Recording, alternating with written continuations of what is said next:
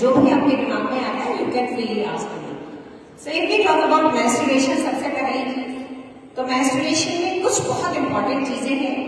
यदि आपकी साइकिल 22 दिन से 35 दिन तक की है तो कोई परेशान होने की जरूरत नहीं है, पर यदि आपकी साइकिल 15 दिन पे आ रही है या आपकी साइकिल 50 दिन पे आ रही है या कम से कम 8 दिन चल रही है और बहुत हेवी पीरियड्स आ रहे हैं, then it is a time to visit to your doctor. Second, some do's and don'ts. Don't use Dettol, Savlon, no synthetic napkins. I will not name the napkins, but no synthetic napkins जो लड़कियां सबसे ज्यादा use करती हैं.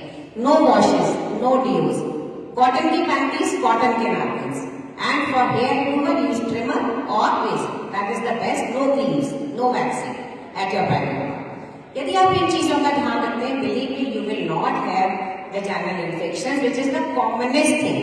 अब क्योंकि vaginal infection की बात कर रही हूँ तो एक चीज और बताती हूँ कि जनरली सारी फीमेल्स आती है, मैडम बहुत वाइट डिस्चार्ज आता है, मुझे उसके बारे में थोड़ा सा बताना है। नॉर्मल वाइट डिस्चार्ज क्या है? जो कि ट्रांसपेरेंट है, जिसमें कोई स्मेल नहीं है, कोई कलर नहीं है, आपको रैशेज नहीं है, इचिंग नहीं है, पेन नहीं है, that it is normal. Usually cycle के बीच में यानी कि मिड ऑफ द साइकिल में थोड़ा सा ज्यादा होता है और फिर धीरे धीरे करके कम होता चला जाता है। This is normal. Any discharge which is smelly, thick, sticky, colourful, yellow, green, और इट हैज रैशेज, और यू गो टू लू and you feel pain, burning, that it is not normal, then it is abnormal vaginal discharge, and this is the time you visit to your doctor. Okay? So next we come to infertility. As I said, it is not a female's thing, it is male's thing both. So 40% male, 40% female, and 30% both are responsible for infertility. It's a altogether very different subject. But yes, it is a time when your husband should visit with you to the doctor. There are multiple causes of female infertility. Because I am an infertility specialist, so I can talk and talk and talk on infertility, but I am not talking about it right now. So ये बहुत important है। तो आज का जैसे हम आज बात ही कर रहे हैं वुमेन एम्पावरमेंट की, तो वुमेन एम्पावरमेंट में हो क्या रहा है कि females are not getting married because they are very career oriented, और कोई वजह भी नहीं है, घर में किसी की रिस्पॉन्सिबिलिटीज है, पहले अपनी रिस्पॉन्सिबिलिटीज निभाना चाहते हैं and then they want to get married.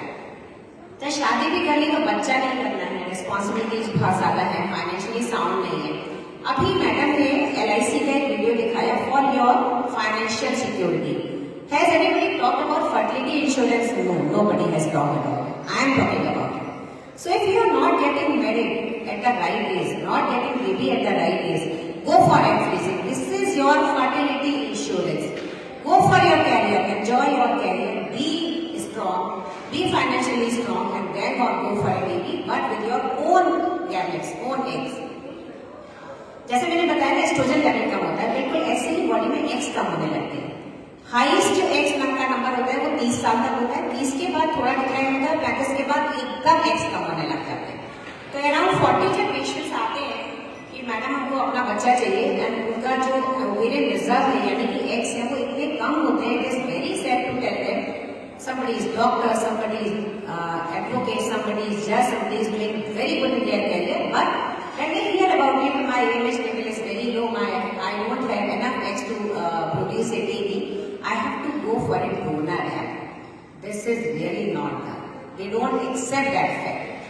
So that is why we are talking about egg freezing. It is very important. If you are not going for marriage or kid at right time, then please go for your egg freezing, which is actually your fertility insurance. Then regular checkups are very important, whether you are pregnant or non-pregnant, pregnancy में सब कुछ, because आजकल की pregnancies are not very easy. Gestational diabetes, gestational hypertension, hypothyroidism, everything is very common nowadays. So it is important to be connected with your doctor, pay your regular visits,